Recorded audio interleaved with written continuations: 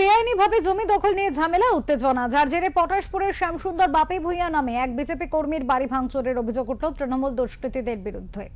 স্থানীয় সূত্রে খবর, শ্যামসুন্দরের রাজ্য সড়কের পাশে একটি খাস জমি রয়েছে। দাবি সেই জমি ভূঁইয়া পরিবার দখল করে রেখেছিল। তবে বেশ কয়েক সপ্তাহ ধরে কয়েকজন ব্যক্তি পরিত্যক্ত গাড়ি রাস্তার পাশে রেখে ওই জমি দখল নেওয়ার চেষ্টা করে। অভিযোগ, এরপরে রবিবার রাতে বাড়িতে তৃণমূল আশ্রিত দুষ্কৃতীরা ভাঙচুর করে। ঘটনাস্থলে পৌঁছয় পটাশপুর থানার পুলিশ। সোমবার পটাশপুরের বিজেপি বিধায়ক আক্রান্ত দলীয় কর্মীর বাড়িতে গিয়েছিলেন। অভিযুক্তদের বিরুদ্ধে আইনি পদক্ষেপের জন্য তিনি পুলিশের কাছে আর্জিও জানিয়েছেন।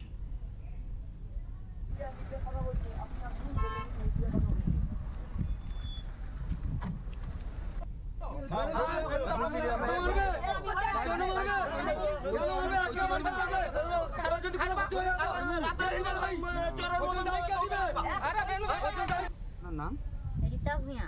কি হয়েছে এখানে ঘটনা? আমার স্বামী বাড়িতে ছিল না, আমি আমার ছেলে ছিলাম, ঘর ভাঙিয়ে দিছে।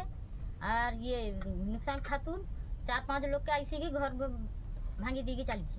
কি কারণে এরা ঘর ভাঙচুর করছে? এবার তৃণমূল পার্টি জিতে নিয়ে হারিয়েছে, বিজেপি পার্টি জিতিছে, তার টিএমসি আইসে গিয়ে এরকম ঝামেলা করি। এই রাতের অন্ধকারে হঠাৎ 12টার সময় এই ভাঙচুরের ঘটনা। এবার ঝামেলা করে আসছে এরে। কতজন এসেছিল দুষ্কৃতী?